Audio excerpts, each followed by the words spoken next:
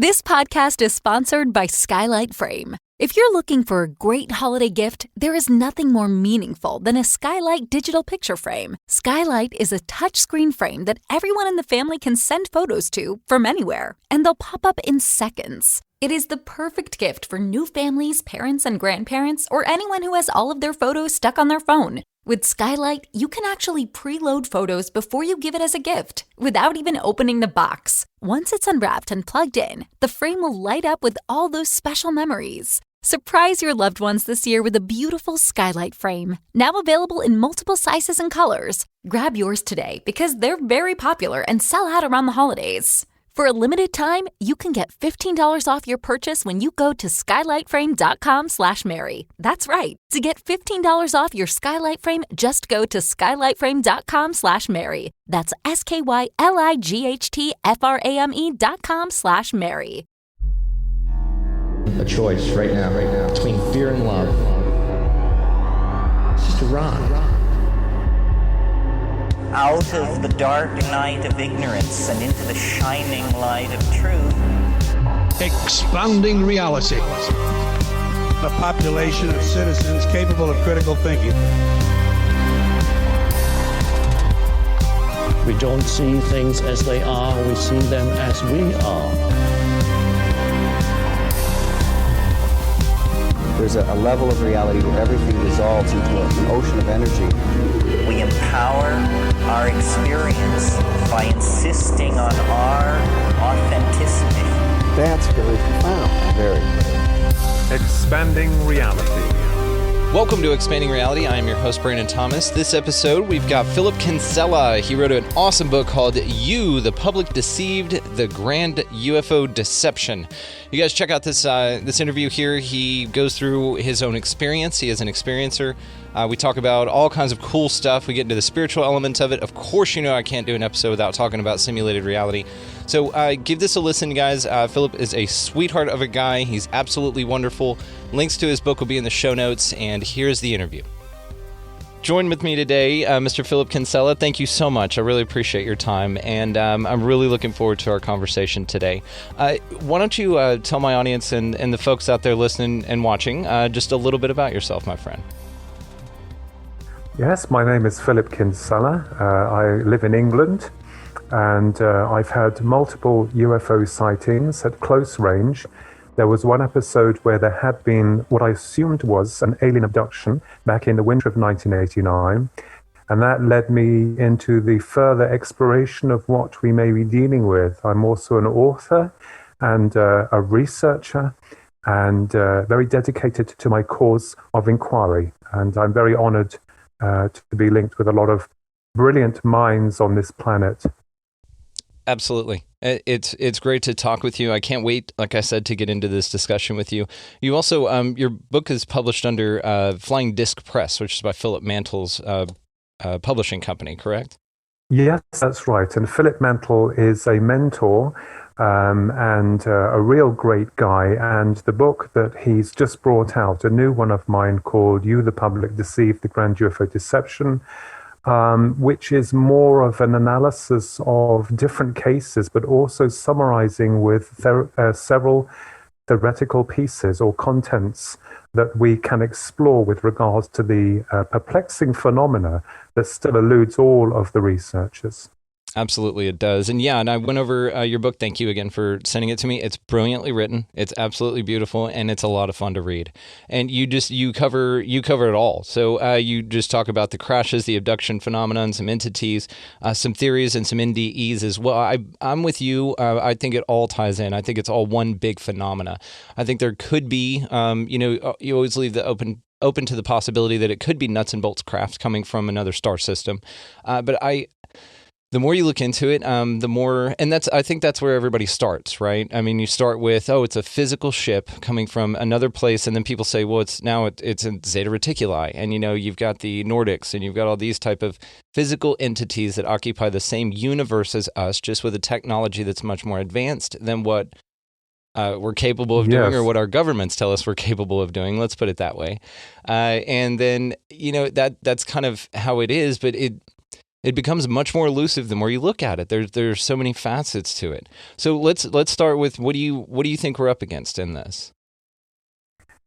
Well, that all started to develop after the abduction I had in 1989. You're certainly right, Brandon, in terms of the physical nuts and bolts construct. I do not dismiss that. I'm open to all forms of speculation.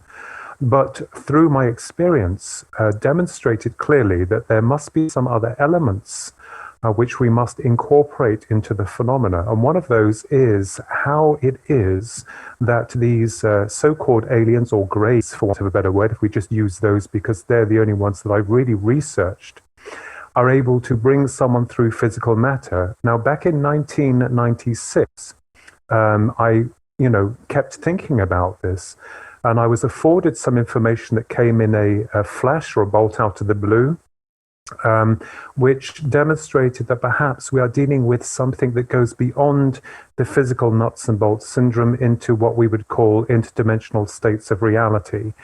And I think now it's interesting to see for the way that researchers have swayed from the physical nuts and bolts syndrome to this new awareness of consciousness. And this is something that I have been exploring on a very deep level to try to satisfy my own curiosity of what we may be up against, as it were. Yeah, absolutely. It also, and like you said, that is where we start. We start with the nuts and bolts. We're fed that through movies, through TV, through comics, through everything like that. But the more you look at it, the more extreme it gets. And it's also to that case to where, when people were reported these sightings a long time ago in antiquity, it seems that the phenomenon is one step ahead of us technologically to appear, because I think it was the Vikings that reported ships, like wooden ships, but they were flying in the air. Now, they could construct actual floating ships that would float on the water, but they couldn't, of course, make them fly. Yes. And they could see that, so it was something that they could grasp intellectually or cosmetically, but they couldn't grasp it on a deeper understanding of how they operated or what the phenomena was. And then you move on to, like Ezekiel's wheel. You've got things, people reporting that, they're nuts and bolts craft, but now all of a sudden they pop in and out of existence. They evolve, and it seems that they evolve just one step beyond what we're able to grasp. What do you think that has to do with? Why do you think that evolution is necessary, if it is necessary at all, or why it occurred in that order? I kind of lost the thread because I was talking, and then I thought perhaps maybe you'd come back on, and then of course my mind started to go, and I thought, oh my God, but never mind, let me start again. Let me try. I realized the question you asked, which was about the morphing of the phenomena. That's it. Start there. Yeah. Okay, so action. So, dear God. That's okay. Well, here, actually, let's do this. Let's just tell our audience what happened. So, what happened? We were just on this call, and you're, of course, in the UK. We're halfway around the world from each other, and yes. I'm in the country, so I've got kind of dodgy internet. I actually went ahead and upgraded it. We just got our system upgraded on Friday, just right before this, for things like this, so that we could avoid stuff like this in the future. So it actually cut off mid you having an epiphany, and I sent you an email saying, well, I think somebody doesn't want us talking about this, and that's what you got, the boot. So let's start back from explaining what the morphing of the phenomena is, and we'll see if we get too close to anything and they kick us out again. Yeah, so our understanding is that when we become aware of the phenomena, it becomes aware of you. And I've always understood that perhaps we're dealing with something that integrates on a very personal level of the psyche. I think a lot of researchers are trying to cram this into one box, and it just won't fit. And this is why we're getting a lot of reports with regards to the differences in the experiences the individual has. However, through my ongoing research of the greys, as they are known or called, because they were the ones that I had experienced back in the winter of 1989, led me into a whole new dimension or an area of thought with regard to them.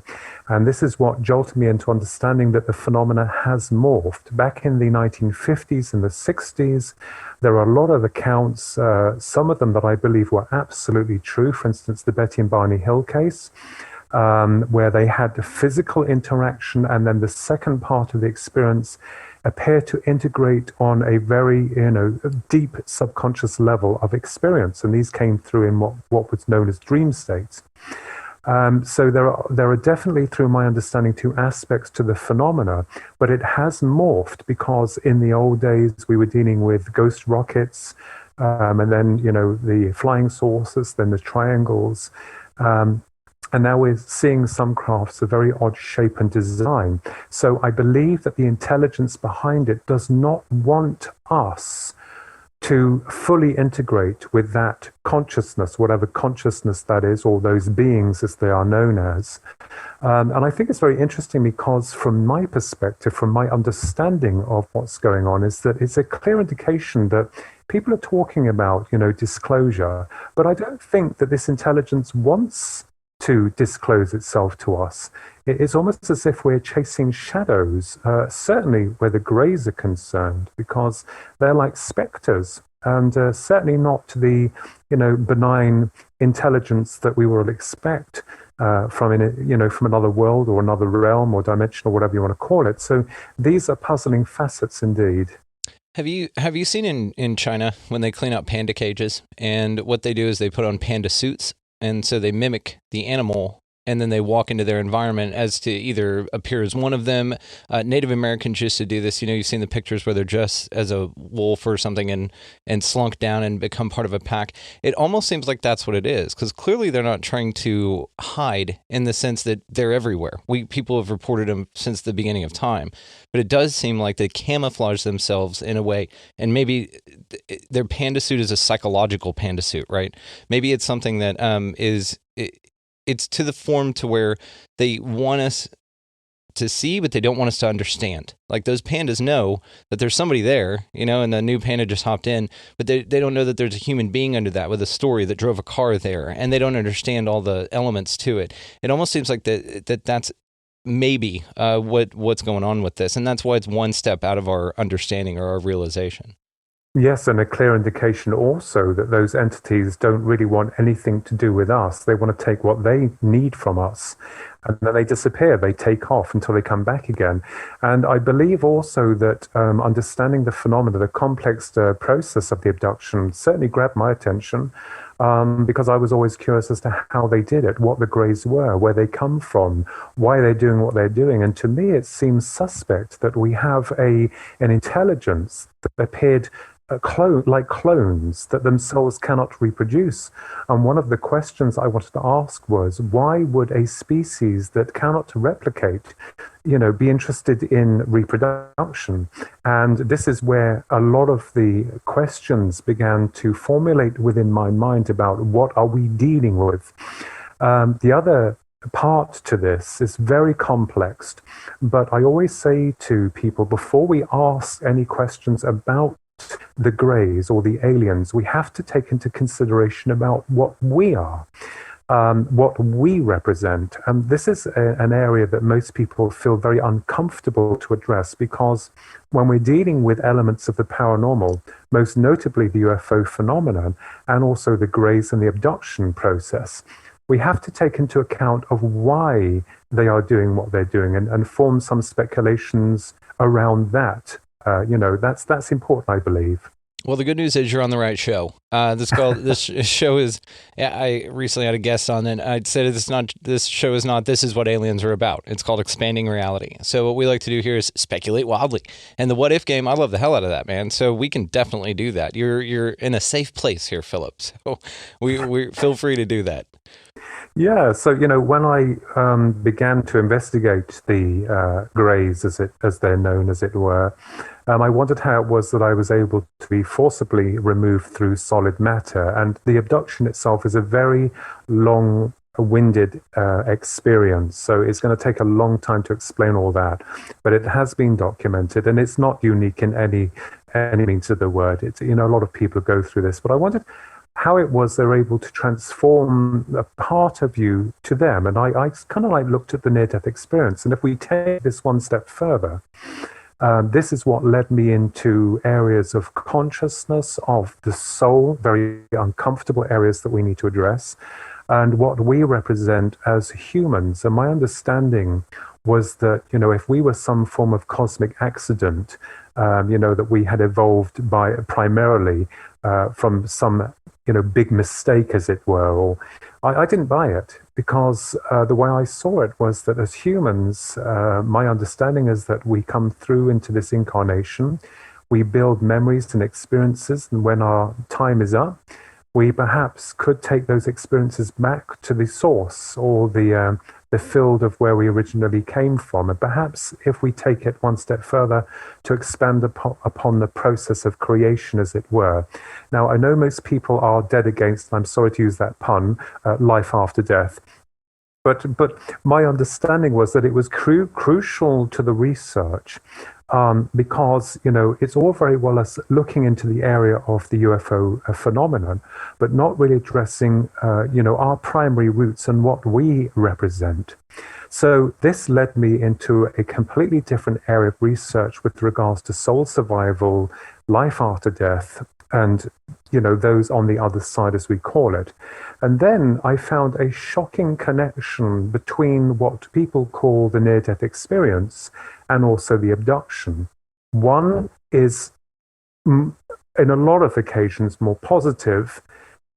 The abductions appear, in many cases, quite negative. Yeah, terrifying. So if we look at this systematically, we find that in the cases of an NDE where someone has clinically died and they report being removed from their body, and they journey towards another world where they are met with loved ones who communicate with them telepathically. What's also interesting is that if the person going through the NDE has been in some state of terminal illness or any form of illnesses whatsoever, when they return back from the other side, in a lot of cases, they are healed. It's almost as if the vibration energy of the astral body has been corrected within its field frequency and is brought back into the physical host, which does all of this, you know, repairing on a physical level. There is also a sense of timelessness from the NDE, and also a complete transformation of the way they view their life. Now, I know that there is some people go through some bad experiences. I understand that, but the majority of them go through, you know, quite wonderful, life-transforming, you know, experiences. Now, if we look at the abduction, to my mind, the same thing seems to be occurring, but on a different level of integration. The person is normally removed from the, you know, the house or wherever. They go through walls or doors. They're brought into an environment that doesn't seem to have any time. The Greys communicate via telepathy, and whatever the Greys are able to do to the part of you that's in their realm, that's probably the astral part that's been removed into their vibration of reality. It's real to them, the same as in the death experience, because the realms there are more real than here. And of course, whatever they do to the body will affect its physical counterpart, because there's still a connection to a degree. So I was more curious to find out, well, if the Greys are from another planet, if we take another example, Betty and Barney Hill, just one example, you know, they had an amazing experience in New Hampshire back in the very early 60s. And one of the things that was interesting was that the Greys that had examined Betty had showed her a star map, the famous star map, that had been created by Dr. Marjorie Fish. After many years of extensive building and creating this map. And it appeared that the Greys that Betty and Barney had encountered had come from the planet Zeta Reticuli. Now, what's interesting to note is that I would very much doubt that a group of Greys would travel all the way from Zeta Reticuli to you know, kidnap and examine a lovely couple and then go back again. So obviously dealing with the UFO phenomena then started to reveal that there are a lot of very odd inconsistencies that we're not really asking. And I believe that perhaps the phenomena does come in on a physical level, and then it ends up becoming or morphing itself deep within the human psyche on a very personal level. If you take the mobile phone, for instance, randomly here, I'm just going to say this, you've got the mobile phone, you've got the hardware. Think of that here as the organic brain, and you've got the signals coming into it that are unique to you. Well, most of them are. The mobile phone is a transmitter and a receiver, and where you can damage the hardware, but the software will not be damaged at all. The software will return to source or find another connection with which to link with. So are these Greys, whatever they are, somehow connecting on a higher frequency of awareness that our senses can't always detect, and interlinking with us on this level. The same with a lot of paranormal activity that does occur during and after an abduction. So, I'm not discounting the fact that we may be dealing with spacemen, or some of them. I will not discount the fact that they could be us from the future, or that they're clone robots, or that they could be remote viewers that have tried to find a way through to our realm. I am open to all forms of speculation. But when you start to analyze the abduction itself, we begin to see patterns. And those patterns clearly indicate that there is something that is occurring. But I think that most people will be horrified if they discovered that these greys could come at any time, take you, examine you, and forcibly induce amnesia, and then return you, and leaving implants or marks.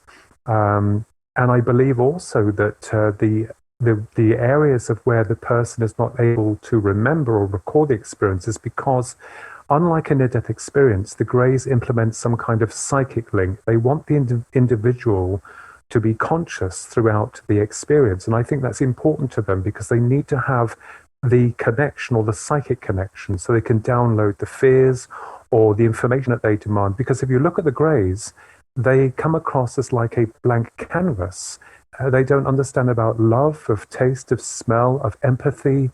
They're devoid of these attributes. So what if we are dealing with a species that has counseled itself out through the act of replication, through cloning?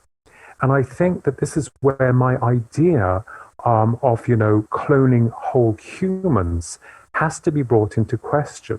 Because as spiritual beings, if I dare use that word very loosely, as souls, you yourself, Brandon, have come through the correct birthing channel. We're clones, but we're different in terms of clones because we have individual identity. So when you're born, you come into the world, you build all these wonderful memories and experiences. Well, I hope most of them are wonderful. And when you depart this plane, which I hope isn't for a very long time, when you return back to the other side, you will then, build upon the experiences of what all those other billions of souls have gone through in this strange place called planet Earth.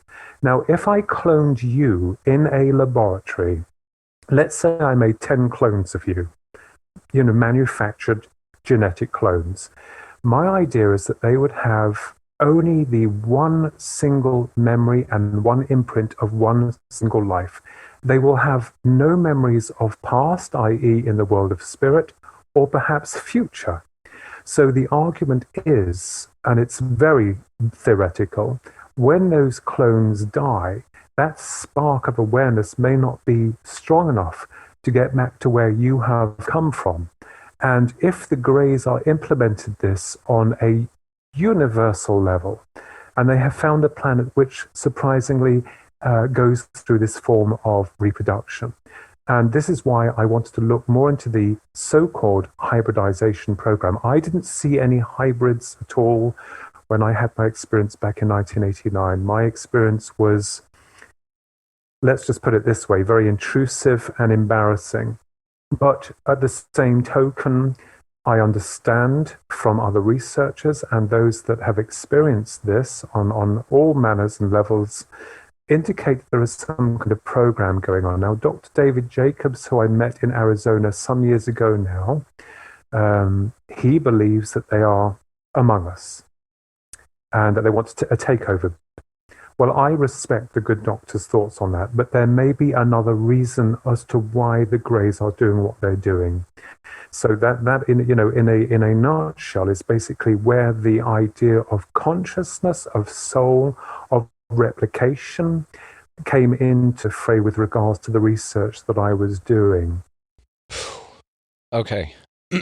I just feel like there's a lot to unpack in what you just said, and I love every bit of it. And it only leads me to more what ifs. You've definitely found a home on the Expanding Reality show here, man. So let me ask, because I do want to talk about your experience, if you don't mind, because I've got some specific questions about some things. Because I honestly have I've yet to interview an experiencer directly. It's been just something I just hadn't come across, and you're my first, so thank you very much. So I do want to, though, ask about, so the part that you said about the astral body is maybe what they're working on, not the physical body. I think that is brilliant. I think that is probably something that's least of all understood about the phenomena, but I think that it makes the most sense as far as your ability to transmute into matter and how you're able to physically go through matter that you shouldn't be able to, or that we've been told that we can't. Maybe some kung fu master can, that's done this for 30 years in a cave or something. But it's also something that I do think that you're right. And to the grays element of it, it seems like, and I've heard the theory, and I'm sure you have too, that they're basically robots or androids. And if you were going to traverse the depths of space, you wouldn't want a decaying body or a body that can be damaged by radiation or something like that. The smart thing to do, because Mars right now that we know of, allegedly, is inhabited 100% by robots, right? And that we sent there. And because that's the smart way to do it. And maybe that's it. Maybe it's these self-replicating things that go out and they're just here to explore and we're just a big science experiment. Or it's a deeper thing with our DNA specifically. It's a deeper thing with our soul specifically, or our consciousness, or our source. And then there's a couple schools of thought on that. I do want to talk to you about the simulated reality theory. Have you ever heard of that? That we're just living in a big simulation? Yes, I have. That this isn't real. That and there's several theories about that.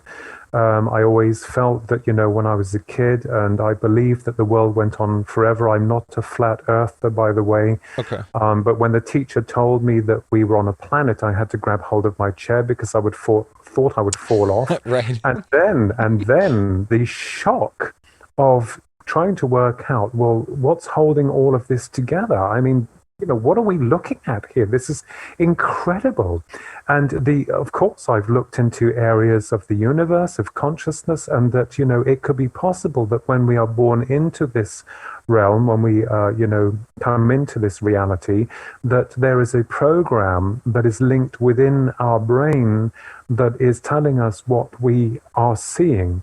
Now, we do also understand that we are programmed also from a educational point of view, which tells us what is real and what is not, and what is right and what is wrong. Okay, I get that. I understand that we have to have some platform and some basis of, the empathic nature. Unfortunately, the world is not like that in reality.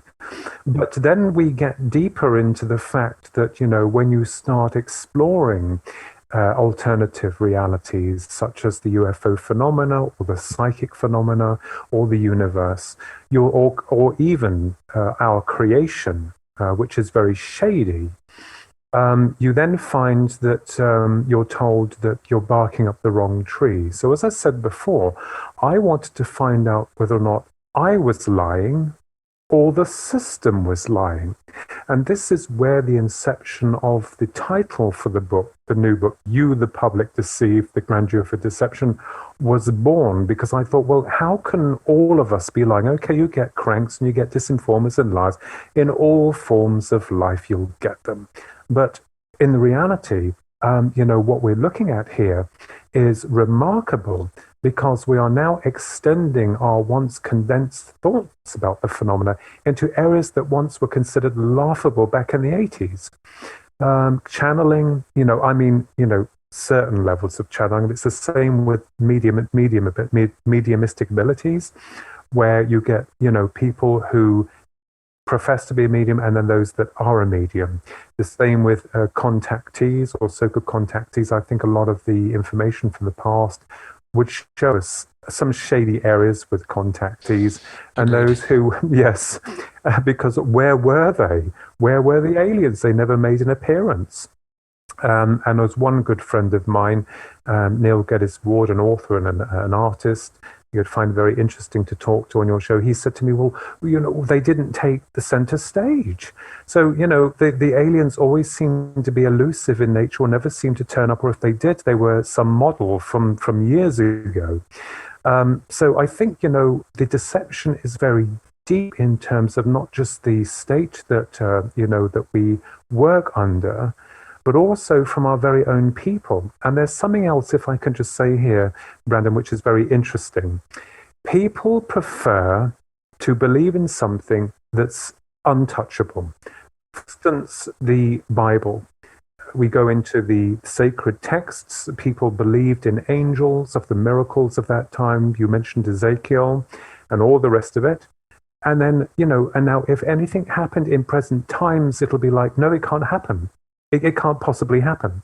It's almost if people on the psychological level can't deal with it. If I placed in front of you, not that I have got it, but a piece of the Roswell material and said, here we are, Brandon, I've got a piece of the Roswell material, and say, you're joking me.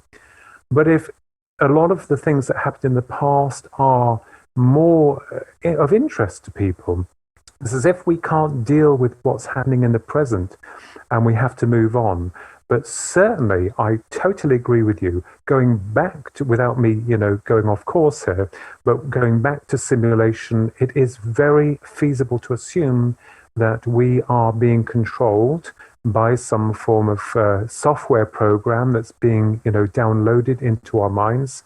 And because if we think about it, when someone dies or someone has an abduction, that reality is a new reality, and in more instances, more real to them than the one they left behind. Yes. Yeah. It's almost, and there's a few schools of thought on that as well. I mean, Nick Bostrom came up with the 3 or 4, it's multiple things, but 3 are basically pointed out that, a civilization will never get to the point, evolutionarily, that they can't, either they destroy themselves or they never technologically reach that state to where they can create the computer necessary to actually run. They called ancestor simulations, but actually run simulations to the detail in which the occupants wouldn't know, or the participants wouldn't know that they're in a simulation, right? The second level is that they reach that point technologically, but they decide not to do it. In a nutshell, it goes a little deeper than that. And then the third possibility is if they reach that point technologically and then choose to flip the switch and turn it on, then the odds of you being in a simulation are billions to 1 versus the original creator reality. And that could be anything. They could be squid people, and they just kind of created a simulation that developed us, or we just appeared here. Now, the interesting part, one of the parts to the phenomena that I find interesting that relates to the simulation hypothesis, is that would explain a lot of it. If this whole reality, or this realm, which I like that you put it that way, is governed by a set of laws like a computer program, those laws can be broken and manipulated, and there can be things that insert themselves and exit themselves. To the other point, maybe the point to the etheric or the ethereal body would be that it appears that way to us, but really in reality, then it would just be like a receiver, like a radio frequency or something like that can be tuned into, hijacked. And that's another thing that the Greys could possibly be, is basically like intergalactic hackers. They kind of take you, they manipulate you, they're able to erase memories or erase files whenever they're in there, and kind of alter the way that you perceive reality, leave physical imprints on this android that you've got, and then jack out. It's something that I think about a great deal. More to the spiritual element of that whole process, I honestly, heart of hearts, want to believe that it's just a ride, that this is just an experience. You're just a spiritual being having a human experience, basically. And then it allows you not to take things too seriously. It allows you to have more fun. There's less dire consequences as far as there's no, burning place that a loving, all creative, God would send you, because he loves you, but he's going to send you to this place that he created for you because he knows you're going to screw up, because he knows everything about everything.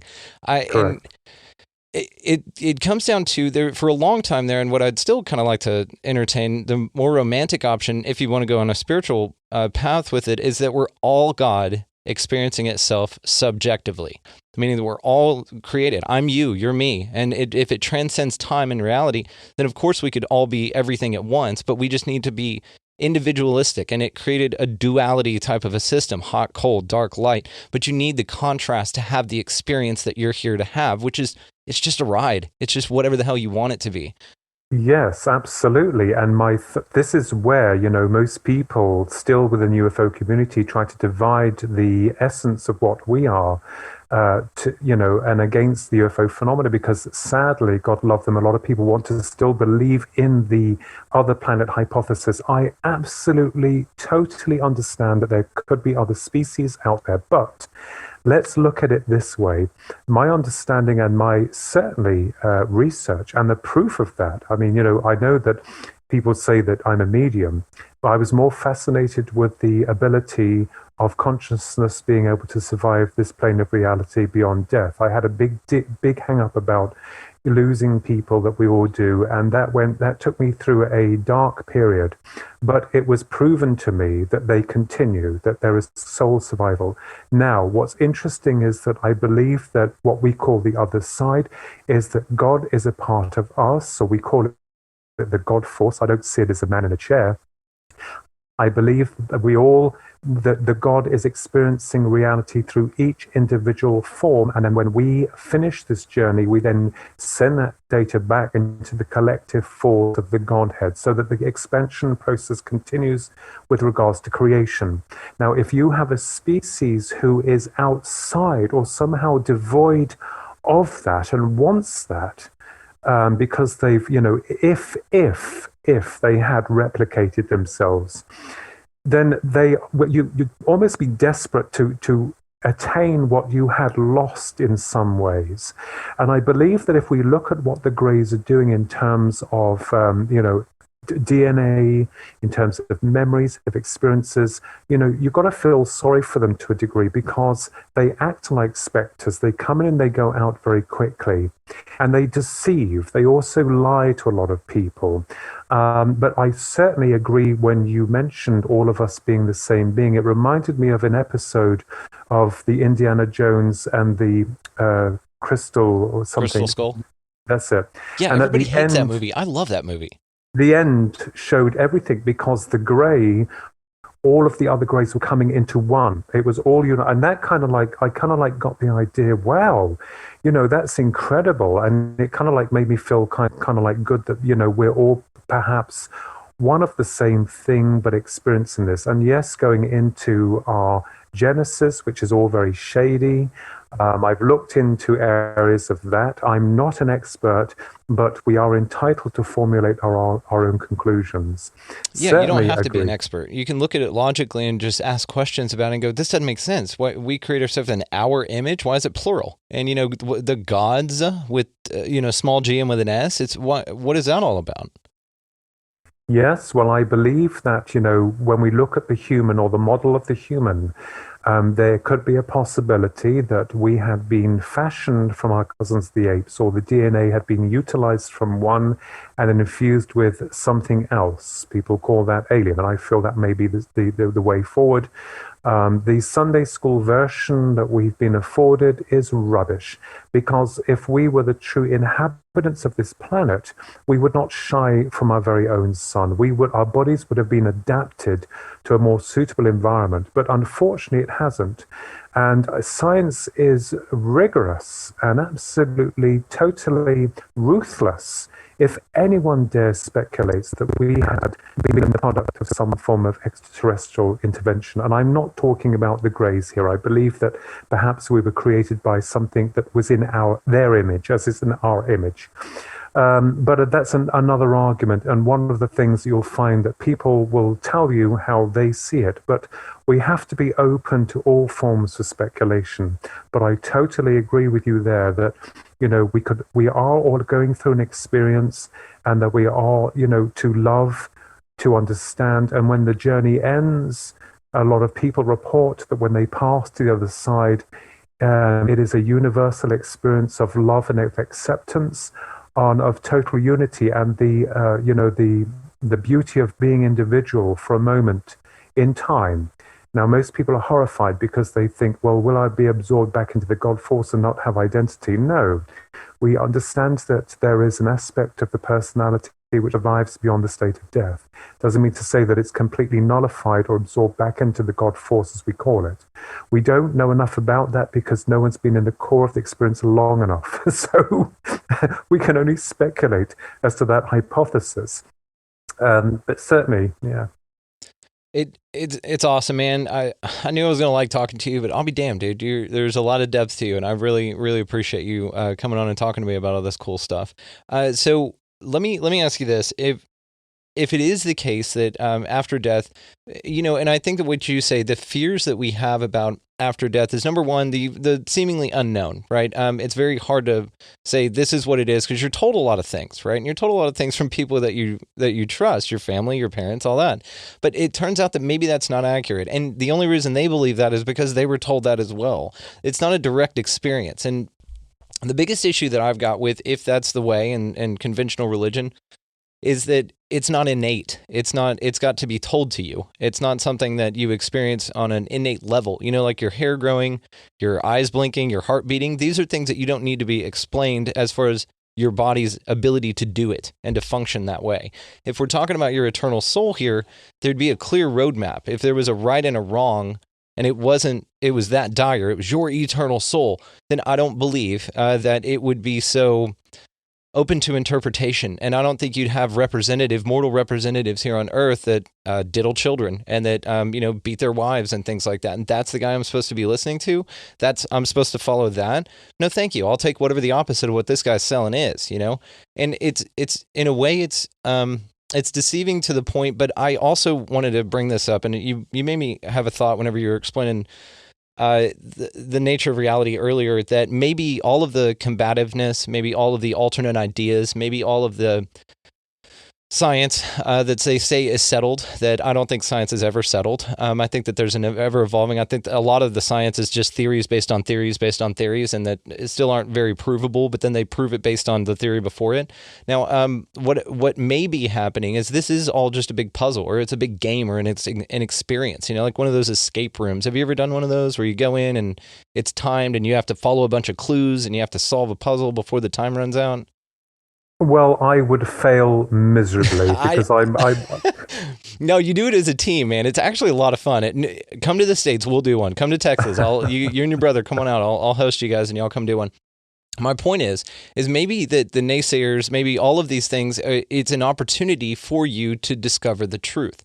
It's an opportunity based on opposition, based on an alternate idea, and not to always buck every idea, because I think there's a lot of common sense here. Not as much as we'd like. I think common sense is pretty uncommon.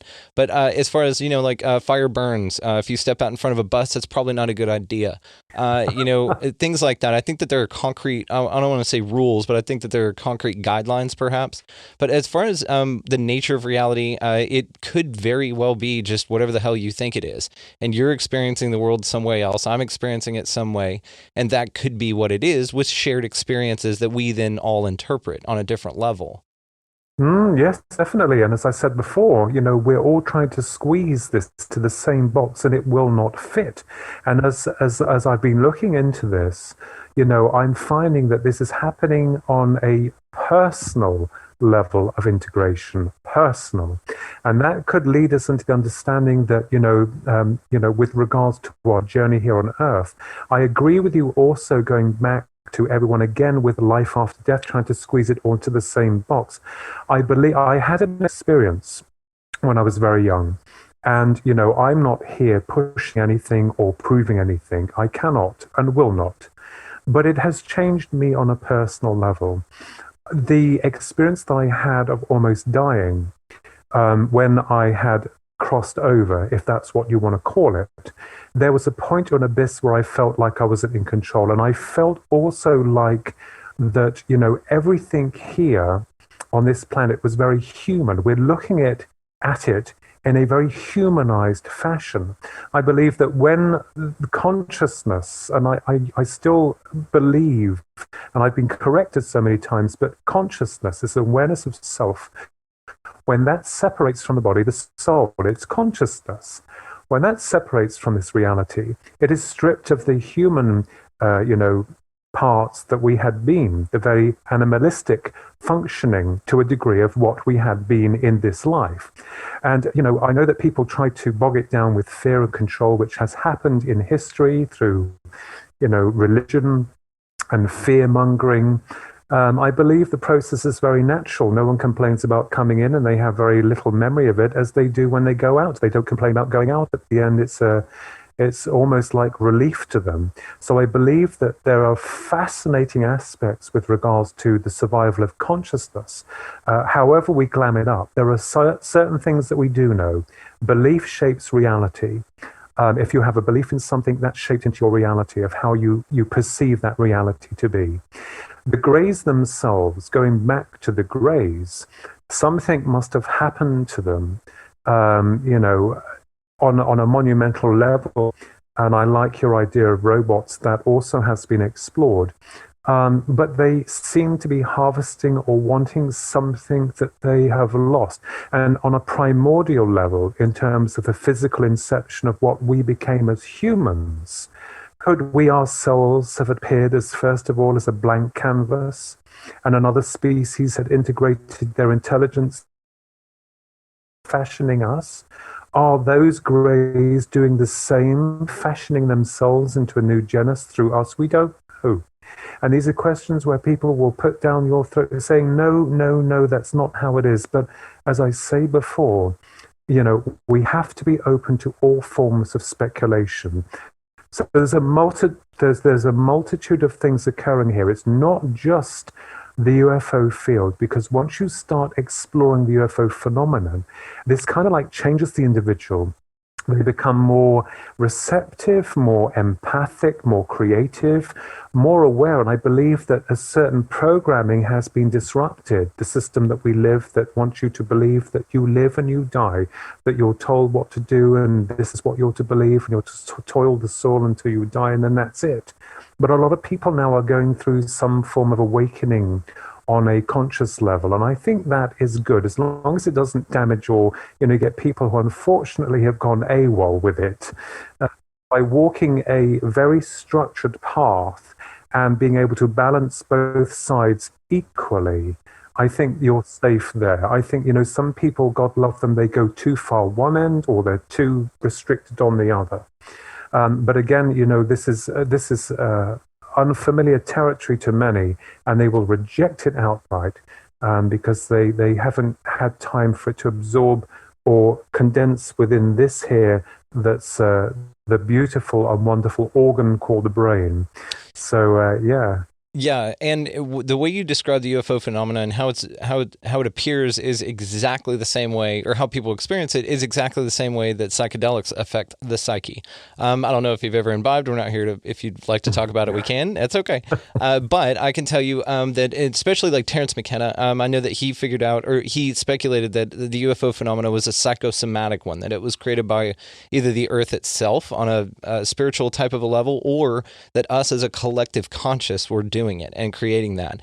Now, Terence McKenna was a big psychonaut, as we call them, and he actually had some great experiences. And one thing that's interesting about consciousness to that point is maybe there's a filter, within consciousness that yes. You have to kind of govern or retard the big experience by dumbing it down to this 5 sense reality. And maybe that's just a function of the environment. Maybe that perhaps that's just something that you experience because you're here to focus on this, you know what I mean? You're not going to be driving a race car and also watching a cooking video in your passenger seat. You want to do one or the other, you know what I mean? And so maybe we are huge spiritual beings and there's all this cool stuff going on around us that our 5 senses can't really pick up because we only see in a very narrow bandwidth. We hear within a certain parameter of kilohertz.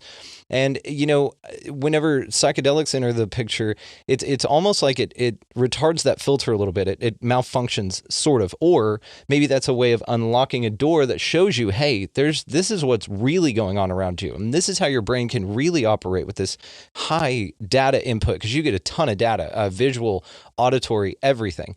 Your mind just thinks and your neurons connect in a more an incredible way. It's more encompassing. And it actually...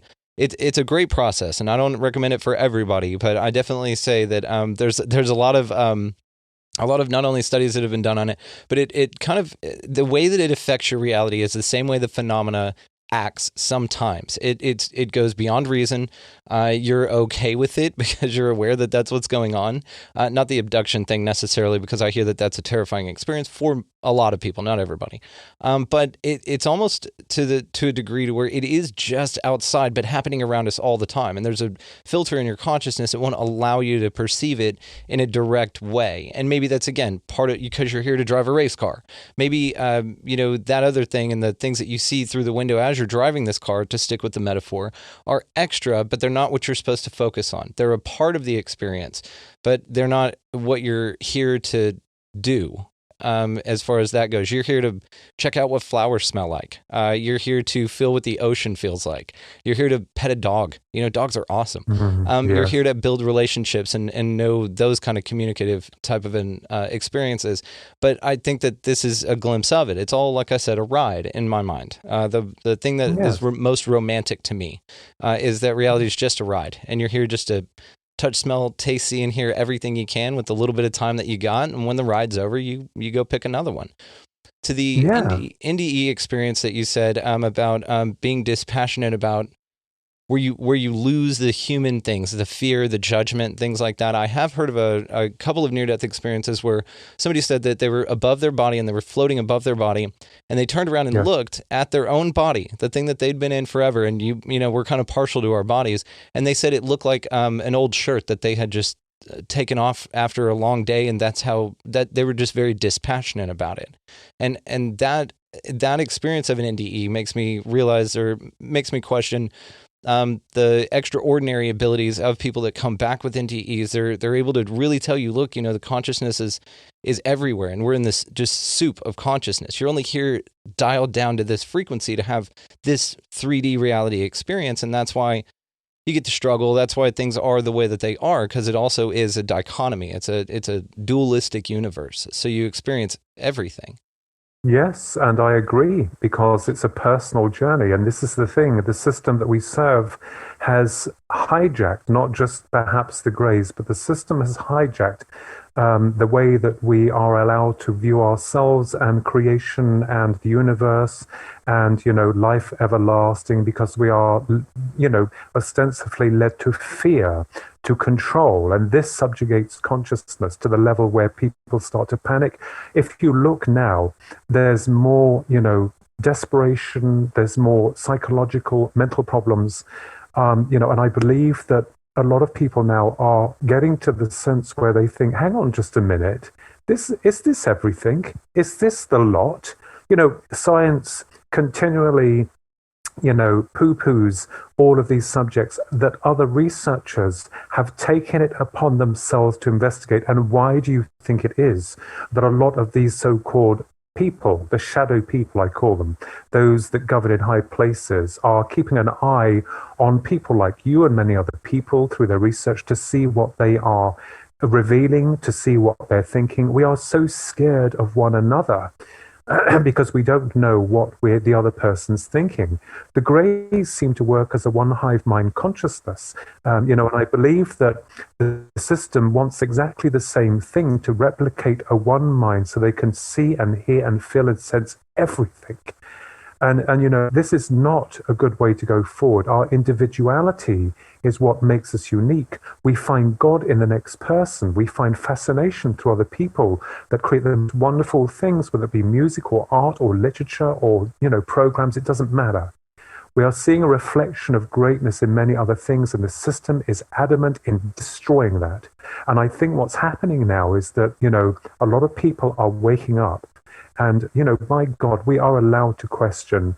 I used to think many years ago, back in the 80s when I was a young lad, that, that all this stuff about UFOs and aliens was all very restricted and condensed. Had the programs like Arthur C. Clarke's Mysterious World that would open up very positively, but then with a downer. But is this real? And, people, you could tell then, so conditioned. But when you have an experience, whether or not it be some form of narcotics or through an abduction, it reminds us that there is a greater reality. And the North American Indians as well, God love them, were very much aware of these different states of consciousness. And going back into antiquity, the same is said there. It's almost as if this system that we serve is cold, is calculating, is trying to really take the last stages of this control to the next level. And I think that we're seeing a huge conscious rebellion. I think also there's another idea here that we can just throw out there, and something that I've just played around with. Maybe this suppression of consciousness is rebelling and forcing itself back into our psyche in levels that we would find amazing, to remind us that, we weren't meant to be restricted within our thinking. We were meant to be all-encompassing and all-loving. You'll get those people also who go, well, that will happen anyway. But a lot of people are trying to find out what life means. What is this? What is the universe? What are those things that come in that abduct and have their agenda? And who's to say it's wrong? Maybe they see it as their right to do what they're doing. Because this is where we have a lot of contradictory thoughts within the phenomena. So you can see, Brandon, that, I haven't ended up in an asylum yet. No, they're coming for you, though. I do have a sense of humor with this, certainly with the research, and it just opens up this amazing spectrum of other realities. I never would have believed that my interest in ufology would then open up to, talking to the dead, or rather being used as a transmitter for, downloading information, because that's all that's happening. No matter how much someone glams it all up, at the end of the day, we're all receptors. We're antennae, and how we utilize this is able to transverse other energies which are invisible around us. And, going back to the analogy of the mobile phone again, that is a very classic example that I've used. It's a great example. It's a brilliant example. Yeah, to show that, most people are switched off, but hang on, what if I switch that one on? And like, whoa! And they come forward and they say, my God, would you believe this? And they look at you as if to say, well, I think you're from another planet. And then what also occurs is through this transmutation of different alternative realities of experiences, it changes you. And, that I think and feel is the most beautiful thing. When my maternal grandmother passed over to the other side, we've all lost people. And seeing her coffin, tiny coffin, I thought, no. And I went to go and see a medium for the very first time in my life, who worked for the FBI in America. She worked on cold soul cases. She wiped the floor with me, Brandon. And I got back in my car after 2 hours. I put my head down on the steering wheel and I wept. And it was like this whole weight had lifted. Because I thought, my God, this medium knew about my alien experience. She knew about the UFO. She didn't know me from Adam. And I thought, how? And then I went back to her, which she was right 2 years later. And then she started to teach me how the process of discarnate communication, take away all the flim flam and rubbish and all the stage. It's a process of, understanding information that's coming through on a different level of reality. The UFO subject is more powerful and overbearing because it seems to forcibly move its way into the psyche, whereas the talking to the dead, or you're not talking to them, they're just sending you signals that you have to decipher and scramble from their level of reality. So this led me into very deep waters of investigation. So that is where I was and still am in terms of exploring the different types of dynamics that we can utilize on a theoretical level of trying to work out what are we dealing with. And I believe that the truth is far more amazing than the condensed version that we're giving it at this moment of time. Completely agree. And to the flim-flam part of it, I think that there's dissenters in all elements of that for maybe a variety of reasons. Number one, the system that's a rigid system that wants to keep you down and not show you the truth at all for whatever reason. Mm-hmm. And I think that reason is because we would create a different world that doesn't benefit them. It's kind of like the battle of the War of the Wattages between Edison and Tesla. That he did a smear campaign on Tesla, and Tesla died penniless. And one of the best inventors of our time created wireless electricity electricity, and we could all be living on that, but it couldn't be metered and regulated. And so not only was it discredited, it was destroyed and snuffed out. The papers were taken after his death, and then the installation was dismantled. So there goes that dream. Terrible. Early 1900s, we could be all in a very, very different place right now. And I think the system in place is designed like that on purpose. And it's designed like that because those people know the truth and those people know what's really going on, but they've been able to manipulate the human spirit and kick us down and distract us in such a way to where we don't ask these kinds of questions. And you look like a lunatic if you do.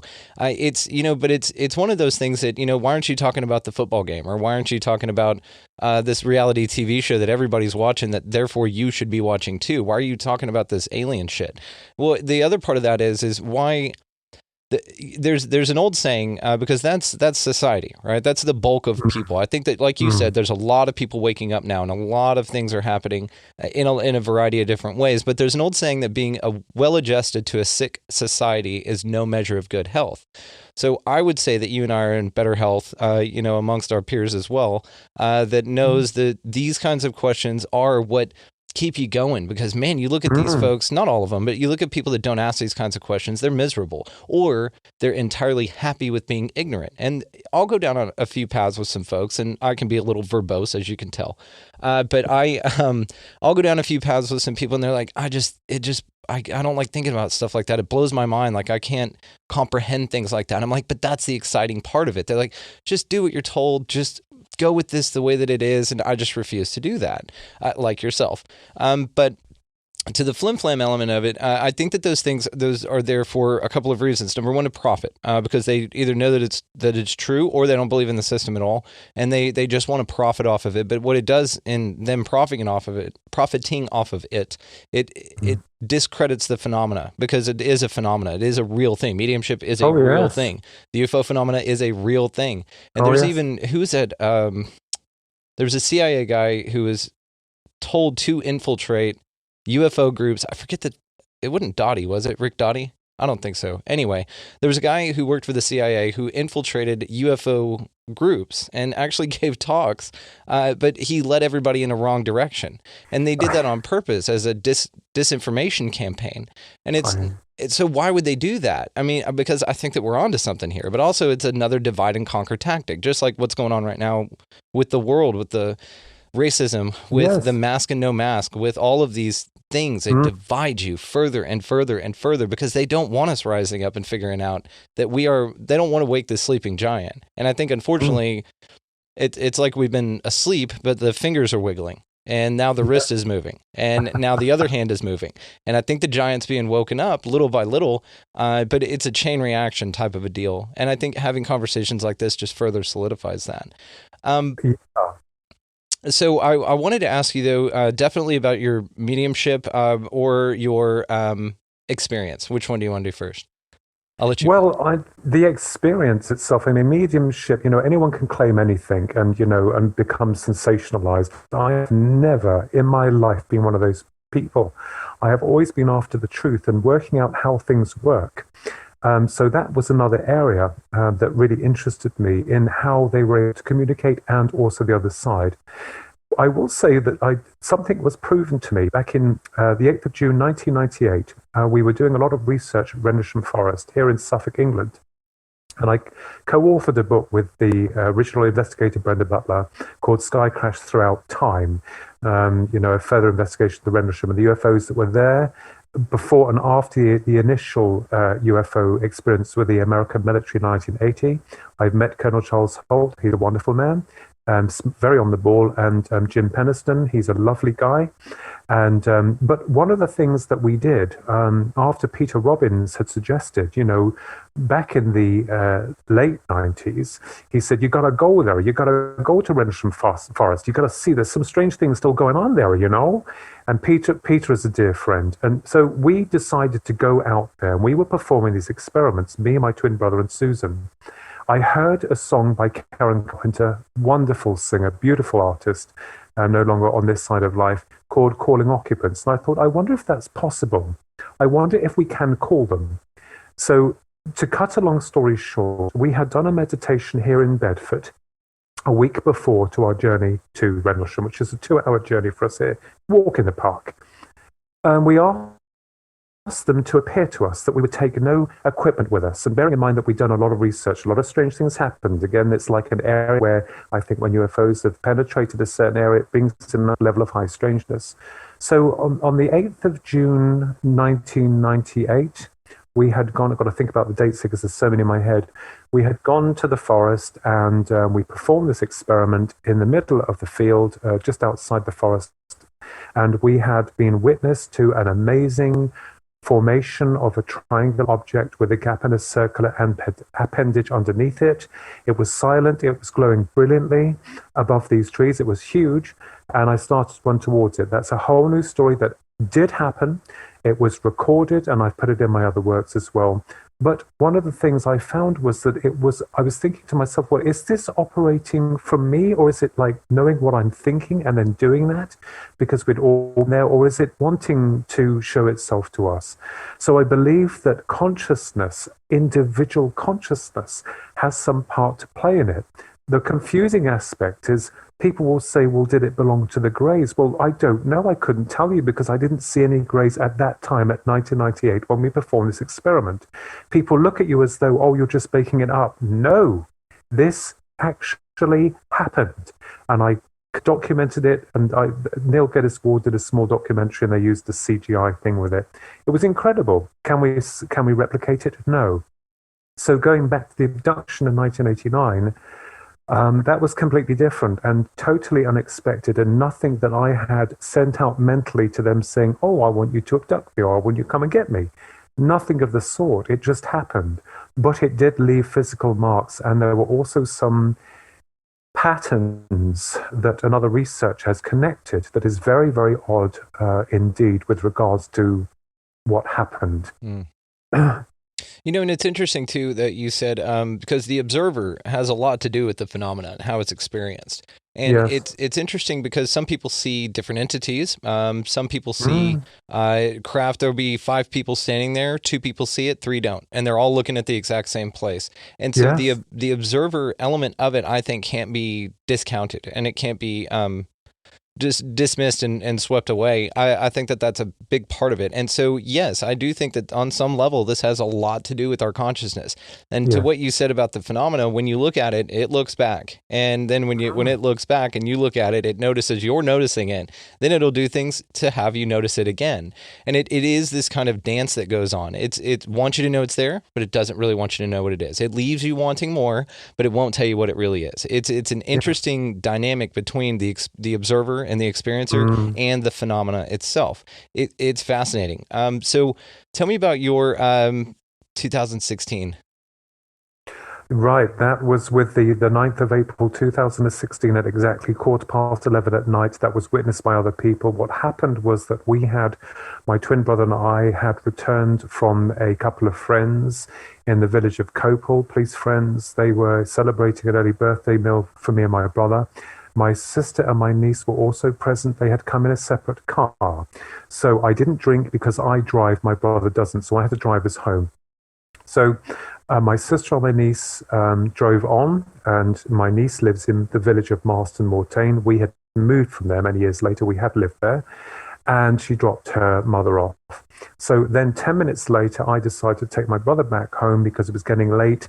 And, I think we had work the next day or something like that. Anyway, so I'm coming out of the small village, going onto the bypass, and then cutting off towards Kempston, which is where we live. And in the distance, I could see, well, we both could see, me and my brother, these formation of white lights that were quite low. But I thought, first of all, they're workmen's lanterns. They're workmen's lanterns. I don't know why the thought came into my head. And as I'm driving closer, I get onto an under Cow Bridge, which is not far from where we live. It's a small bridge. And I pull the car over and I'm looking at them, and my brother's looking at them, and I'm thinking, I went cold. I wound down the window. I have a car now with a posh electric button now, but I had to wind down the window. And the reason I did that is because I wanted to hear if I could hear anything. Couldn't hear anything. The 3 huge luminous spheres were just sitting there. And I said to my brother, I think they're by our house. So I wound the window back up. There they were. I drive up to, outside our property, get out the car, and there they are. They're in a triangular formation, silent, very low. And my man bag starts to buzz. And I'm thinking my phone's ringing in there. I have a choice. I can either take the phone out my bag and answer it, or I can use it to take a picture, or I just keep my eyes on them. I thought, no, I'm keeping my eyes on them. Couldn't believe it. It was like the feeling that you get when it's just snowed, there's that quiet. Now, what's also interesting is that there was no person walking their dog.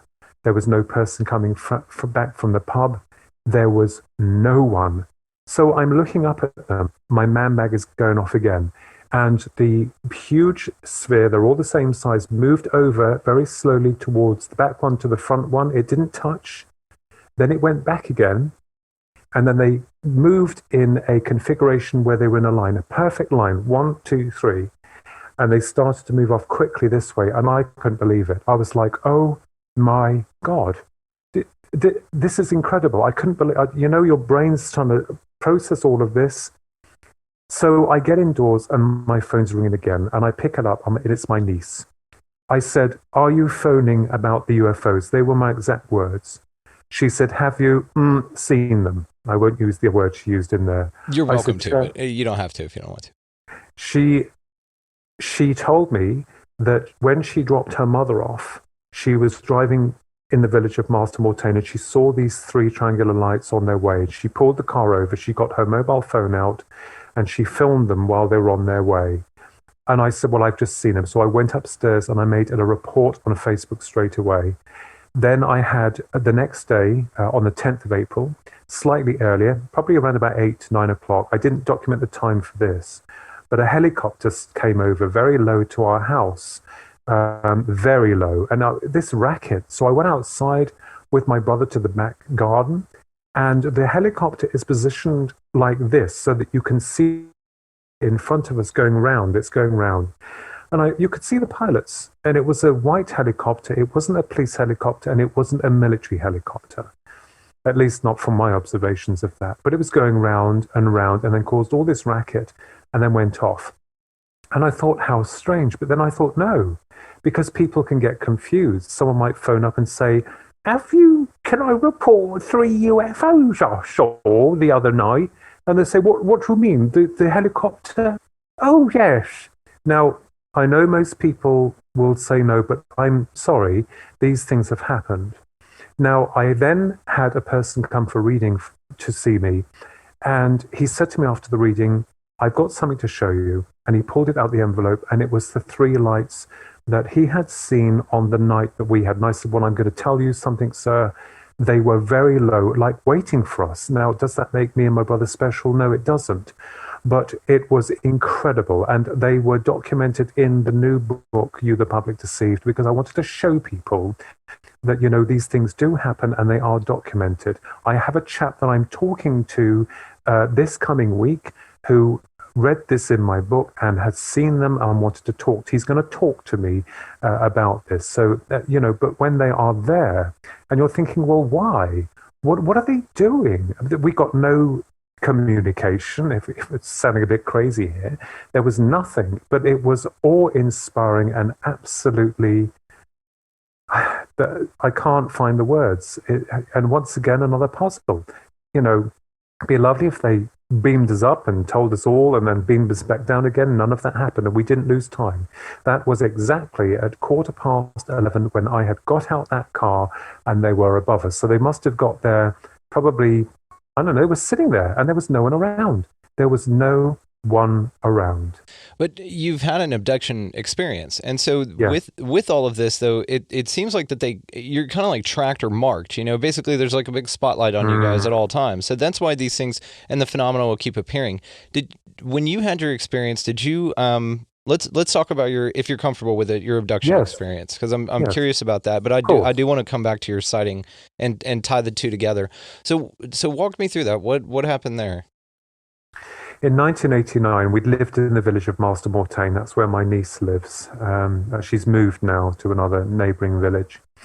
But I came back from work, and the time would have roughly been about 7:15. It was winter. I didn't take a note of the date really, because at that point I was just getting in. Well, after that, I was getting really involved in this.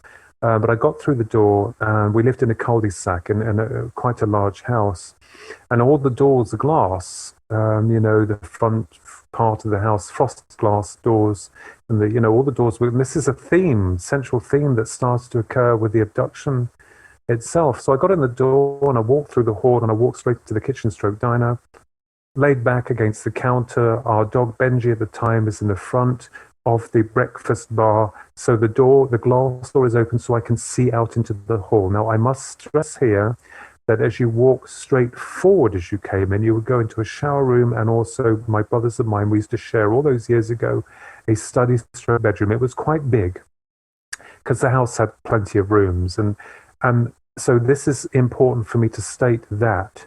So I'm standing there, leaning against the counter, looking through to the hall. My brother is in front of me in the dining room area, so he can't see into the hall. And my sister is to the left, far left. We were having a coffee, talking about something.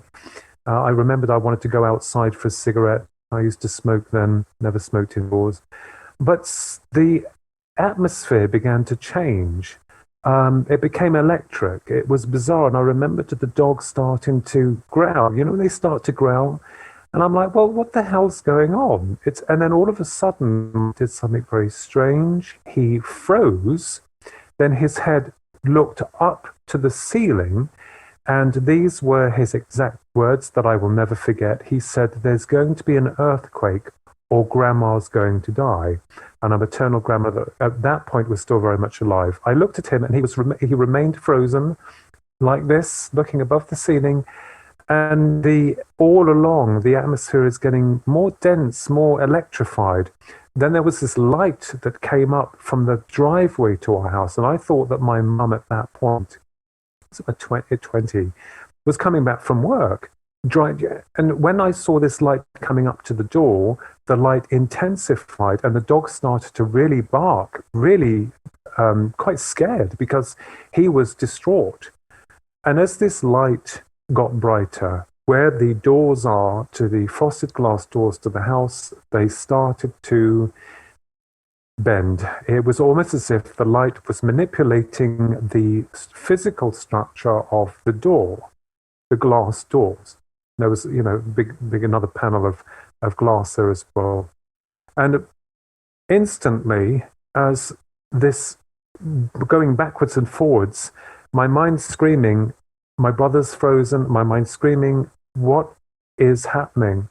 And then this small being, it was about 3 foot tall, diminutive in size, clad entirely in black, and it had what I could see or perceive to be a motorcycle helmet on its head, although it wasn't your classic motorcycle helmet. It's the only way I could describe a helmet. As it came through this light, the door returned back to normal instantly, and it ran into our bedroom stroke study.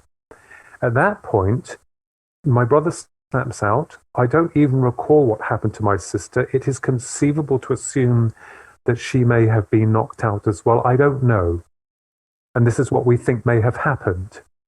But I reached behind me to get a knife, the biggest knife I could get, and I pulled it in front of me and I said, "There's an intruder in the house." And then I yelled, "There's an intruder in the house." And as soon as I said that, the being that had gone straight forward then came across the hall, up the stairs, which you can't see because there's a wall there, and disappeared. And we checked the house, there was nothing. I broke down later on because I thought, well, I must be going mad because this is crazy. I mean, I kept thinking, are we on a ley line? I didn't know about ley lines then because we weren't far from a church, St. Mary's Church. But then in the morning, the early hours of the morning, the most embarrassing thing happened, and I will report only facts, as crazy as they are. I found myself waking up in the early hours of the morning. There was no clock for me to view.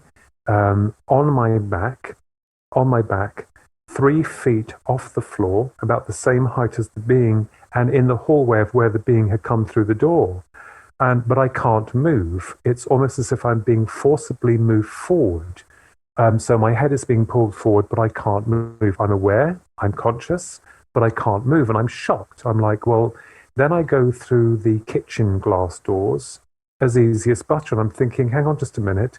How on earth am I able to get through the door? I could see the dog sleeping in the corner. Then I'm being pulled through to the other side of the kitchen door, through to the conservatory, excuse me, and then through to the conservatory, out to the garden. We had a very huge pond there and a little bit of land there. And as I'm coming out, I'm being forcibly arched round, and in the sky are hundreds and hundreds of UFOs that are just moving through the sky. And I'm thinking, oh my God, they're real. They're really here. This is that they exist. There was one object that was stationary and wasn't moving, and it looked to me like it was grey or dark grey. Immediately, as I focused upon it, I felt myself being pulled up and moving very quickly towards this object. I don't recall hitting it or going in it. I blacked out. And there are two more parts to this that I'm trying to talk through very quickly here. You're good. The next part was where I suffered within the media outlets, television and that. But it was bizarre. I woke up to then find myself strapped to a bed. I was naked. I woke feeling disorientated or very hot because there was a little bit of steam in the room, but it felt very hot. It's like being in a sauna. And I found that I was naked, that I was strapped. My legs were strapped and my arms were strapped, but I could move my head up. I could move my head, but I was restricted through the rest of the movement of trying to get off. And when I looked to my right, it was quite a dark room, but there was light to the front. There seemed to be an alcove, and there was like an opening where light was coming through, but it was cut off by this bit that was in front. When I turned to my right, there were 3 reptilians and I'm not one of these reptilian guys, and this is where I had to deal with this for a long period of time, that were very tall, they were very dark, and they were moving in this thicker fog in a strange gait going backwards and forwards. The problem I had was not just seeing them, which horrified me, but then realizing that I had something that had been inserted into the lower abdominal region and felt organic within the bowel because I could feel it. Immediately, when I realized that I'm somewhere I shouldn't be, I've got something inside me, and these things with no empathy, cold, I started to scream, yell. I wanted it out. I wanted it taken out of me. I don't know how long I've been yelling for, and then all of a sudden, this creamy grey, people talk about them being grey, but this was more creamy coloured, appeared through the passageway to where in front of me, around this corner bit. And when I looked, these 3 guys had gone. But may I just state here for the record that the fear and the terror cannot be measured. And even the publishers to my first book, Believe, Bridging the Gap Between the Psychic UFO Phenomena, omitted this part because he said people wouldn't understand it. He actually had the part omitted from the book. So, so anyway, the small creamy grey comes forward, and all of a sudden I felt this device, whatever it was, retract. People have said to me, did you see it? Did you? No, I felt it. It was being forcibly taken out by something. Maybe it was a machine or something, I don't know. It didn't feel like there was anyone there. But the grey came forward and I was able to move. The straps had been released and it ordered me to dress. It came through more like a knowing or a feeling or words that were here. And I thought, well, I need to get the hell out of here. So I dressed and I was ordered to follow it through the front section of what I couldn't see but now could see. And it was like a corridor, but there was still steam, but I could see lights coming through the steam as if lighting the way forward. And we came to a wall, what I thought was a wall. And I thought, Jesus Christ, what on earth is going on here? I need to get out of here. I'm starting to cry. And this grey is looking at me. And all of a sudden, the door becomes, the wall becomes a door. It's open. And I can see the village from a great height. I can even see our house from up. And the last part was the weird part. And there is a UFO, a circular UFO, hovering very low and much smaller near our conservatory. And I'm thinking, great, you want me to get out? How the hell do I get out? It's like, get out. We don't want you here anymore. It's like this feeling of like, just go. So the last part of this was difficult. And this is very strange, but I felt like I was given a jolt forward, and there were two greys beside me. I was ordered not to look at them. Why?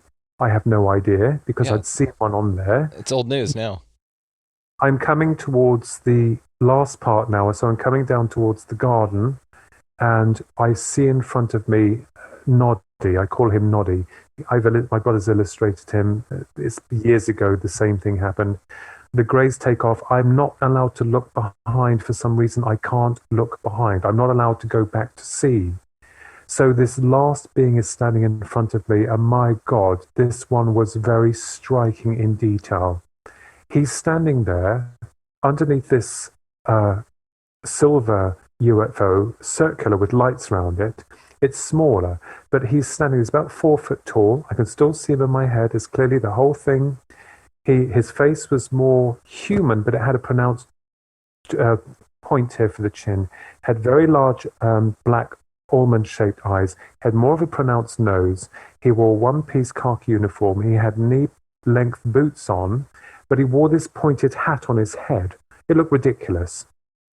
But his arms are folded across his shoulders. He was quite muscular, but he had more meat on him. Well, he looked like that, but his face was of rage, of absolute rage at me. And I'm like, here, and I can't move. And I'm thinking, you're angry with me? And this is, what the hell is, I wanted to punch him. There is a children's character called Noddy, the famous children's author Ian Blyton created many years ago. He didn't look like Noddy, but I just call him Noddy because of the stupid hat, the way he was small. So I want to punch him. So I thought, no, hang on just a minute. I need to know something from him. He can tell me. I know he can tell me, so I can tell people that this really happened. You know, God is my witness. I have been through this, and this thing is in front of me. And I say to him, here, how on earth, how the hell am I able to get through locked and bolted doors? How is that possible? And immediately, as I asked this question, he looked at me really shocked. His mouth went into an O, and I began to shoot back through the conservatory glass doors, but I could see him. And he lifted his head up like this to the underneath of his craft, and he began to rasp this voice that sounded like the voice synthesizer of a ZX81, which, by the way, my brother and I used to have many years ago. And I went through very fast the doors to the kitchen, then the hall, then through to the bedroom, and bang, I woke up. Yes, I woke up. And immediately I had a nosebleed. And I had to go and sort myself out in the toilet.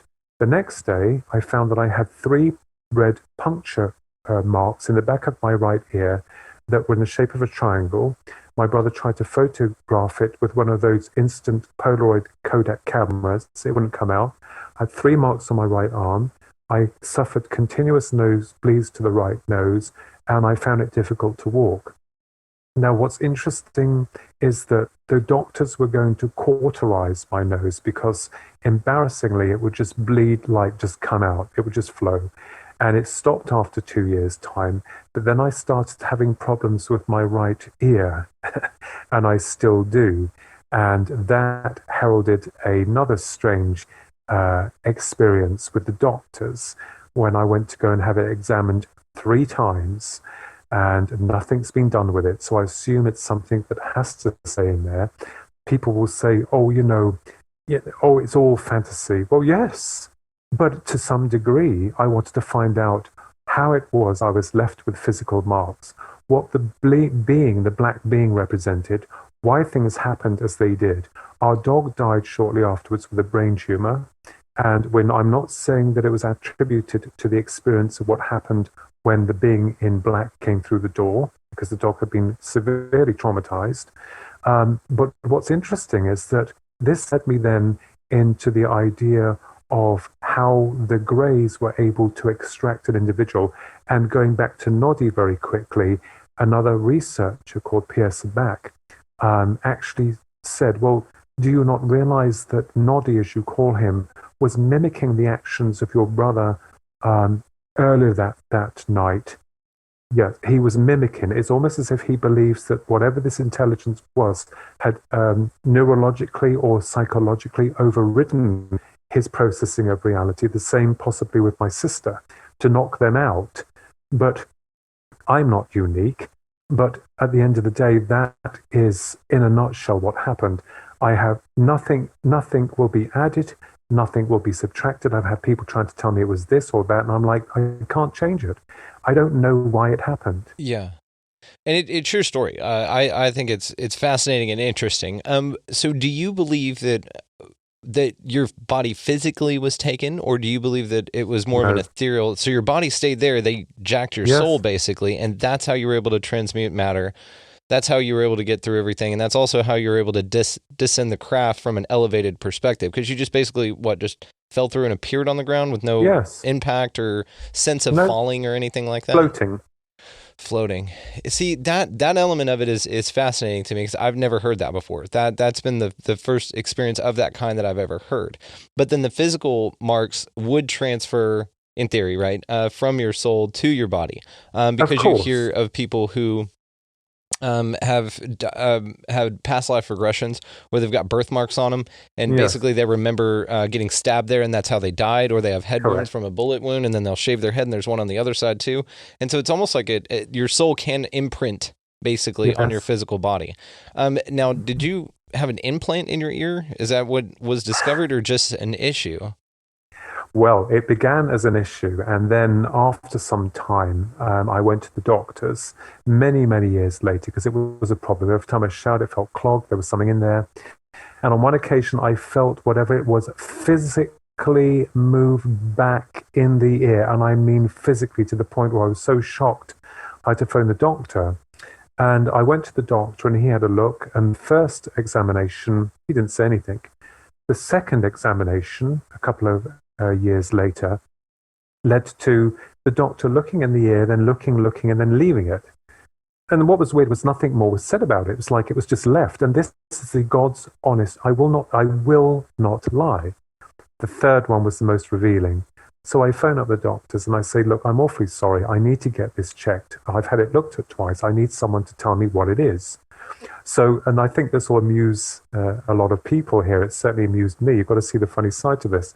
So I go to the doctor, and the doctor gets me in, and I said, I've been having problems with my ear. Can you just have a look into the right ear? So she looked in the left ear to begin with, and then she looked in the right ear. I guess they do that to see what they're, we're all a bit different, aren't we? So she's looking in the right ear, and she's looking again, and then again with her device, and I'm thinking, oh my God, what's she looking at? So she said to me, hang on a minute, I need another opinion. I need to get another doctor. My stomach drops, because I'm thinking, Christ, what has she found? Yeah. So she went to go and get another doctor, and another doctor came down, and she took the device, and she said, her words, it looks like it's still healing. It has a crystalline structure around it. And a few more remarks were said that I can't quite remember.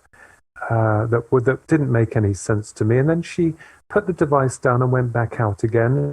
And I looked at the other doctor, and she looked at me and she said, have you been abducted by aliens? Shut up, really?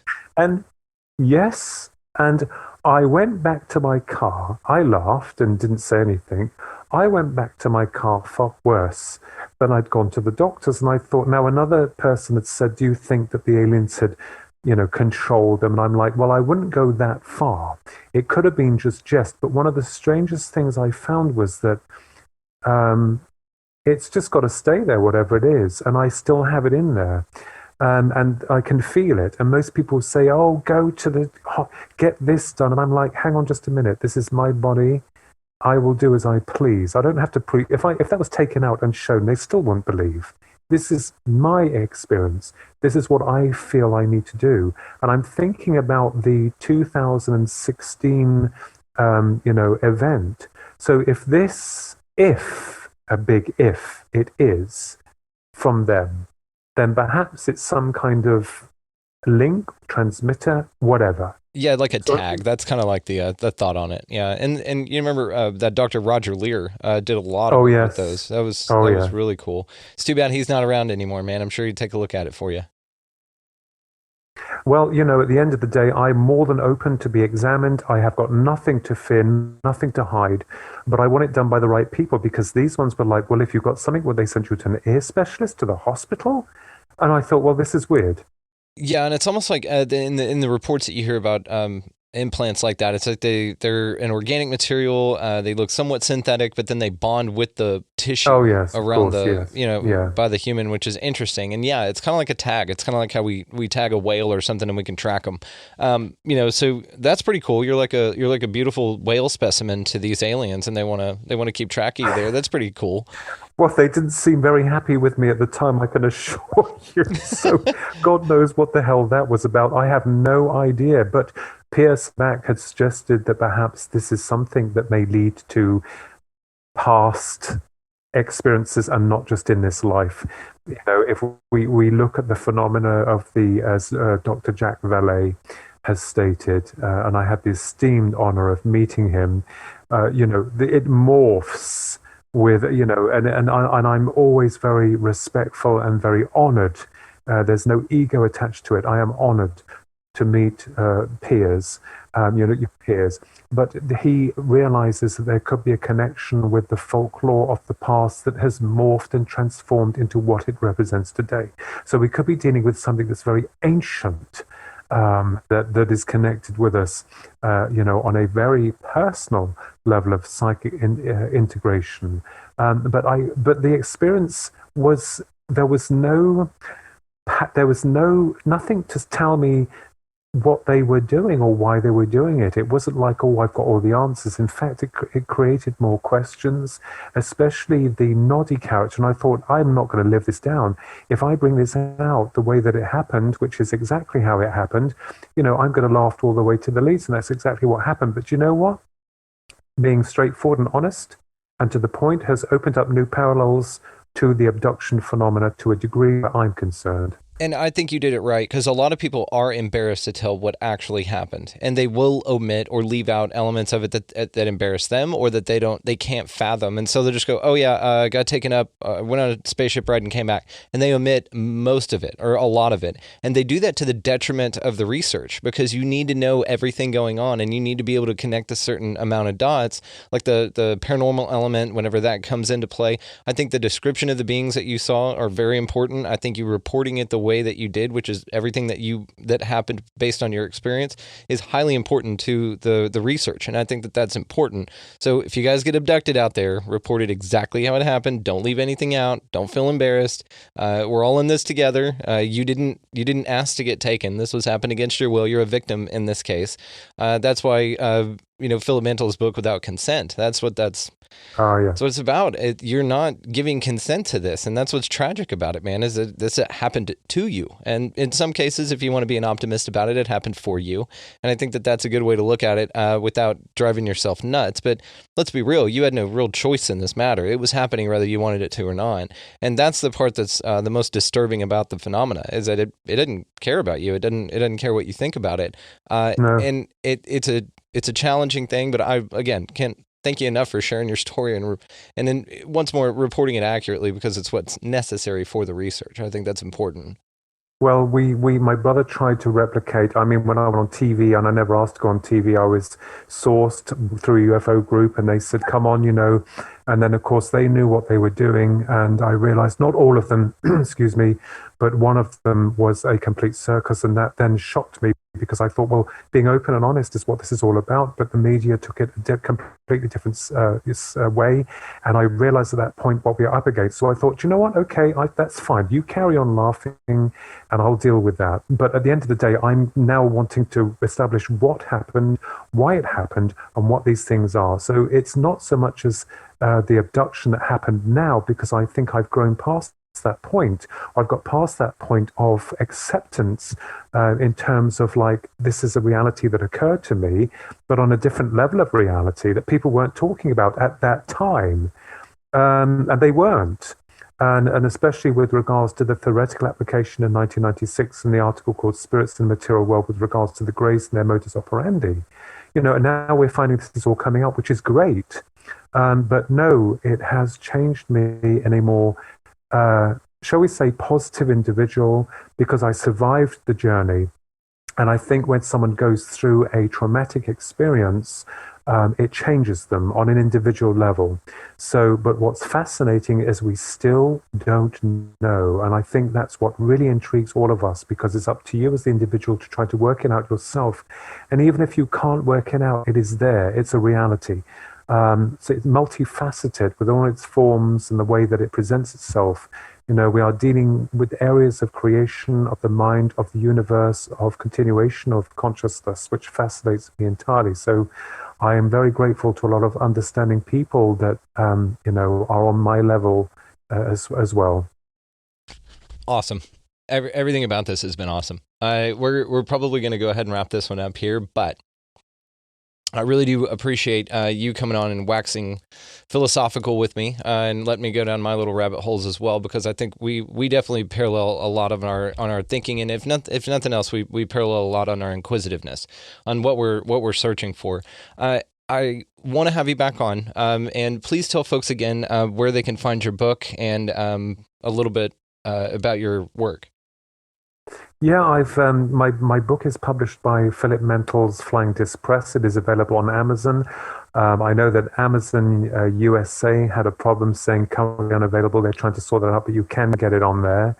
I've written also many other books, but the ones that are, because they're all out of print now when the publishers publish them, but you can get A Passage to Eternity, The Enigma of the Greys, The Enigma of the Dead, UFOs and Aliens.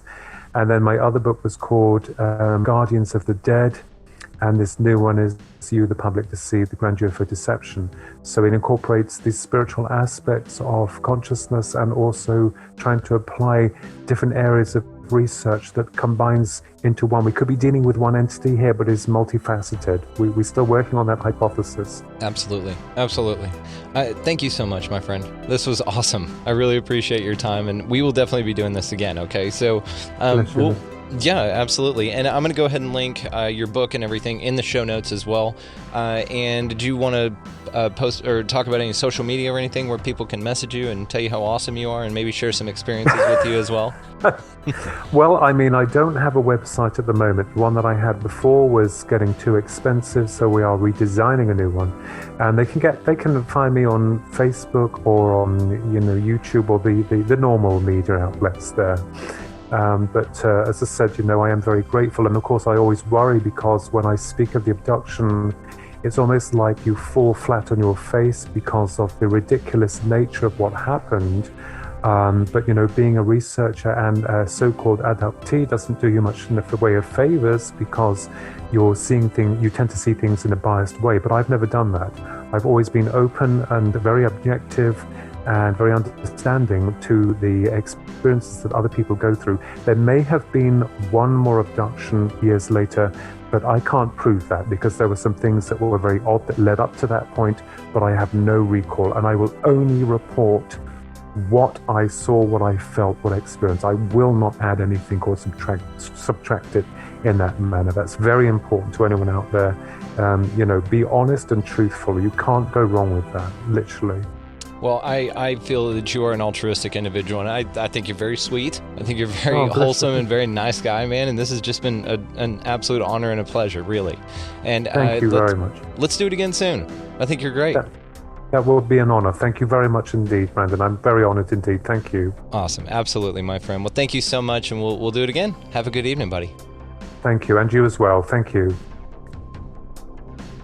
Thank you guys so much for listening. This has been an awesome episode. Philip Kinsella, special thanks. You guys check out his book, The Public Deceived, The Grand UFO Deception. You can find him on the Facebook there. Also, the link to his book in Amazon will be in the show notes there. So just scroll down there and click on that and go buy this thing. It's really cool. Like I said, great guy. Really interesting about the etherical kind of concept about the abduction phenomena and how it could just be all your spirit that gets abducted and not physical you, and you is left behind and they take you, which does explain how you can go through walls and windows, and it kind of ticks the box on an explanation for that part of the phenomenon. I thought that was really cool. So thank you guys so much for listening. Of course, you can find us on all the places you get podcasts, as well as the Instagram there at Expanding Reality Podcast, Facebook as well, and then you can email in if you've got a story or you've got a question or anything like that at expandingrealitypodcast@gmail.com. Thank y'all so much for listening again, and y'all be good to each other.